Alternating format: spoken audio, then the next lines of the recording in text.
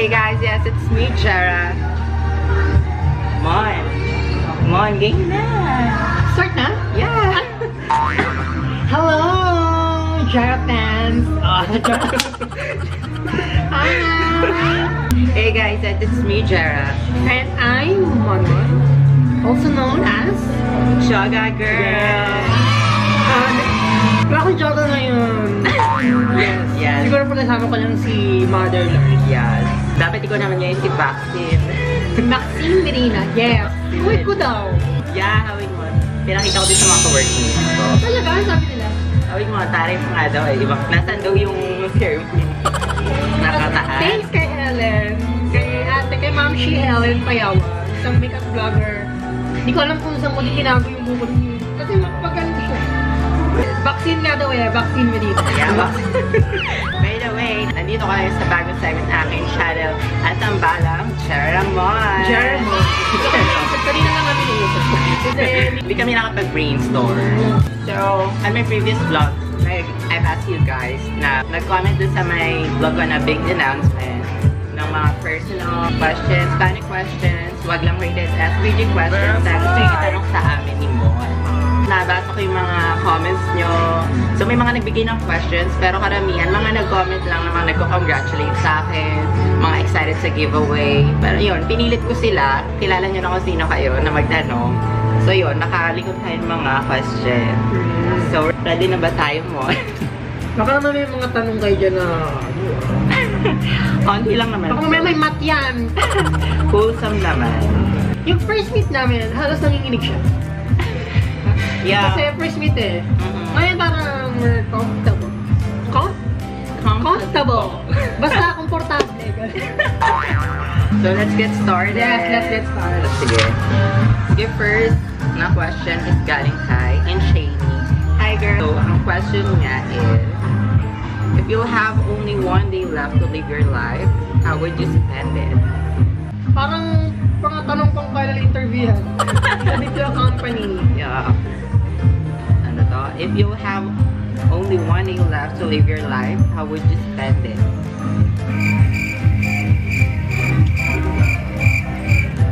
Fast. I mean, I will spend, if in vernacular, kung isang... Yes. Not binocular. Vernacular. Bonding with my family and with my close best friend. So ako naman, sige parang may iba.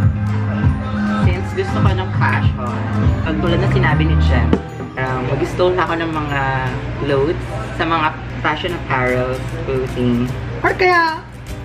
Hindi ka na mahuli, hindi ka na makukulong. Or kaya magbigay ka ng remembrance. Yeah. Yung question mo, nakakatakot ah. Nakakalungkot din at the same time. Next question. Next question. Sa amin ni kay Toti tayo. Kay Toti tayo. Kay Toti tayo. Question niya is, ilang beses ka daw maligo sa isang buwan? Ako, depende. Hindi ako makita. Well, it depends naman sa number of days ng month. Ano yan? Ay, pero ano ngayon? March 1 ngayon, maligo ako. Pero syempre, hindi mo naman mapapansin yan kung... Syempre, araw-araw tayo maligo. Yeah, araw-araw. Araw-araw. Pero isang beses lang talaga maligo sa isang araw. Then sa gabi, parang ilamos lang hanggang late. Kasi wala namang time after work. Hindi mo naman yan i-check eh. Ay, naligo ba ako nung March 2? Hindi naman gano'n. Baka parang, nasa sa'yo na yan. Yeah. Siguro, for me, alam kung araw-araw yun, hindi ko inaano eh. Basta nililigo ako. Yun na lang. Next question is from Shimeiku Sabo, DIY Beauty and Lifestyle. Tanong sabi niya is, if you guys get a chance to travel together, where will it be? Ikaw, saan ka ba? Korea! Wow. Yes, I love Korea. Okay. Gusto ko rin naman pumunta doon, experience ng snow. Pero parang napakalaki ng hinihingi ng showman. Like 100,000 yan. Showmai? Showman. Ah, showmani! Ano showmai?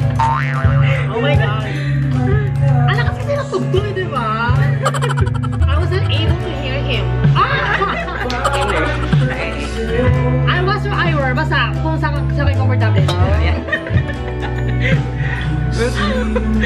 pakinggan. Ako naman sa UK. Specifically sa London. Okay? Yan lang, nasagip ka lang dyan. UK, United Kingdom. Yeah. Question. Sabi ni Ken, you vlog. If you could wake up tomorrow in the bed of someone else, who would you pick and what would you do? Siyempre si Liza Soberano kasi, siyempre yun naman, na-crush ko talaga sa Enrique Hill. Parang kumakalit yung issue na parang sila. Gusto ko, siyempre, gusto ko dun sa, gusto kay, Liza. Parang kunwari, parang kasama mo talaga siya, or siyempre, basta, last December, sa Convergence, yung in-invite ng Convergence si Enrique Hill, sa Convergence Ayala yung nag-invite. Oh my God, ang gwapo! I was like, fangirling. Yes, ang gwapo talaga niya, guys. Ang gwapo niya, parang sobrang puti, yung puti niya, iba. Mas puti pa dito. Basta ang gwapo niya, kaya lang, hindi ako dun sa harapan. Doon ako sa may... Basta yung parang tanaw mo lang siya, hindi mo siya mahawak. Yung pala yung post mo na. Yes, talaga, hindi ko makakangis siya, hindi makakalimutan ko sa Convergence. Ako naman, gusto kong gumising sa body ni Ariana Grande. Hindi ko pa napapakinggan yung kanta niya. Ayan, maganda yung mga songs niya, especially yung ngayon, yung bagong release. Everyday? No, ayan, yung Everyday. Pero yung gusto ko ngayon yung kanta niya, yung OST ng Beauty and the Beast. It's a Beauty and the Beast. Ano ba yun? Kanta ni Justin Bieber yan. Kala ko. Hindi ba na? Binili na yung kanta. O, iba na.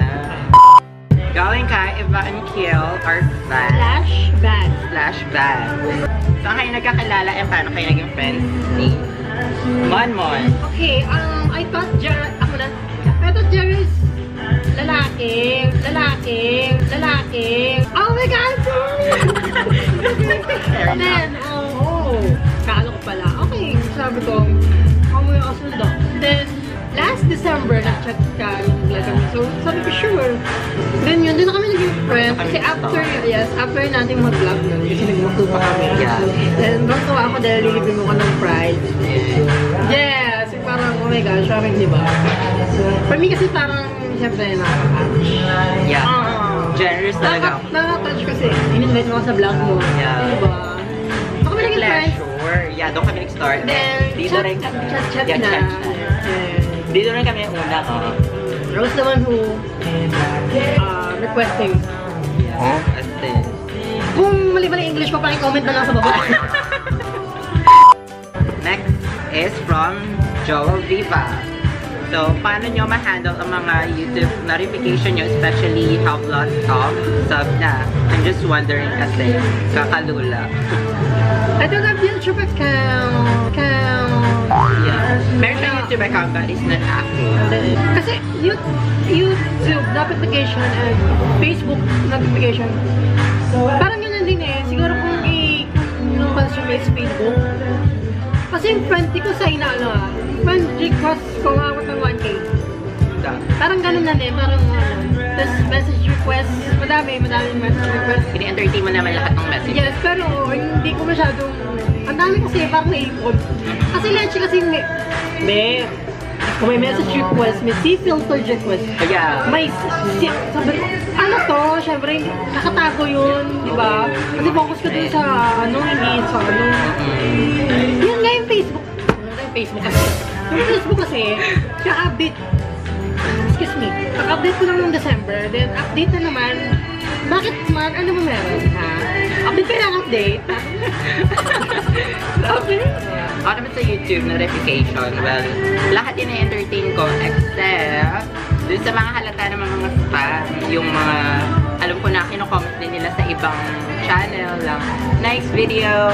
I hope you check my channel too. Nilalike ko lang yun. So, pinapansin ko, lahat nababasa ko. Yes, pero yung mga hate comments, hina-hide ko na sila. So, ayoko ng negative vibes sa channel. May question si Pat Square. Ang question ni Pat Square is, nagkaroon ba kayo ng girlfriend before? Oh my God. Ako wala. Single since birth. Single since birth. No boyfriend / girlfriend since birth. Yes, crush lang. Mas kinikilig ako sa crush. Hindi ko alam. Ano kasi mo to boyfriend? Hindi. May times sa gusto, may times na. Ayaw. May mga priorities din kasi tayo. So, doon sa tanong mo, wala pa ako na boyfriend. Okay. So, ako naman, Kuya Pot, wala pa. My gosh, pero may mga nanligaw. Pero, ginalingan ni Jara. So, hindi ka na. Ako na ang magbibid dito. Well, actually wala talaga. NBSD and GSD, wala. Ayoko talaga eh. Iba yung gusto ko. Gusto ko si Emma. Jara! Kala ko ayaw mo na. Emma ba? Hi, Emma! Ako yung bago niyang post ha. Yung nakatago sa akin ng... Oh my gosh. Promise. Most of my favorite picture. Yung ano. Hi, Kuya Emma. More pictures to come. So, hi. Next question. Next question is from Super Jang Jang. Hi, Kuya Jang. Hi, Jang Jang. Yes, magaling yan gumawa ng song. So, ang question niya is, what would you do kapag my girl na in love sa'yo? Friendzone! Sabihin ko, ay, friend, di tayo talo. I'm girl din ako, so respect ko. Okay, ito na. Question lang kay Jara. So, how old are you now? How old are you? What inspires you to do YouTube? And that is from Helms Jordan. Helms Jordan. Yeah, 23 years old. Hindi halata, diba? Ayan. Parang magkaedad lang kami. Yeah, happy lang kasi dapat tayo para nag-slow down yung aging natin.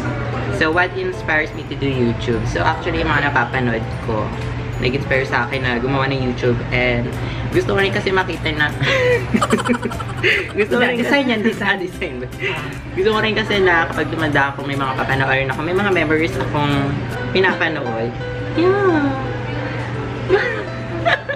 Wow. Tuloy mo.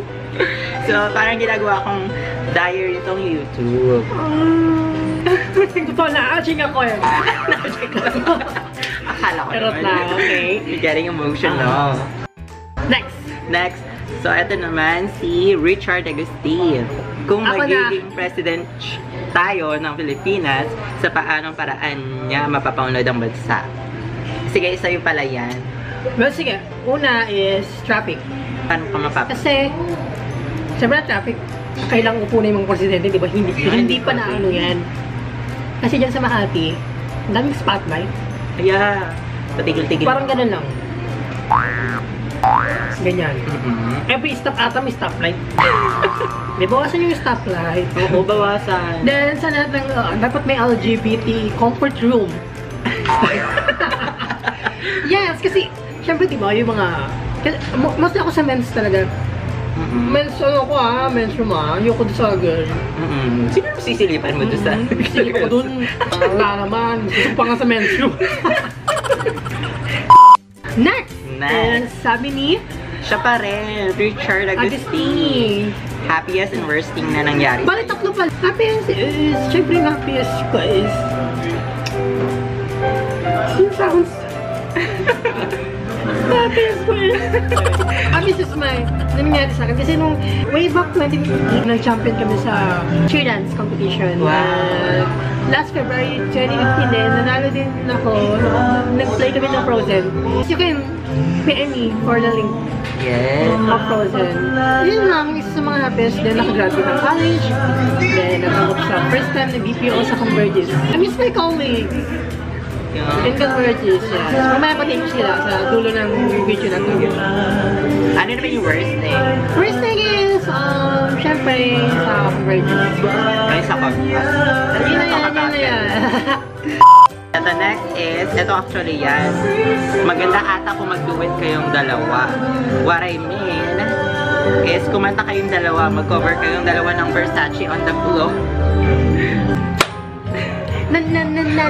Versace on the floor. Ay, mali pala kay Jennifer Lopez pa rin. Yeah, Bruno Mars. Iba pa ka ba bang version? Versace on the floor, magkalayo. Buti ba yung charot? Sige, yung tunay na. Yung tunay. Alam mo, national anthem ng Pilipinas yung Versace on the floor. So, let's take our time tonight.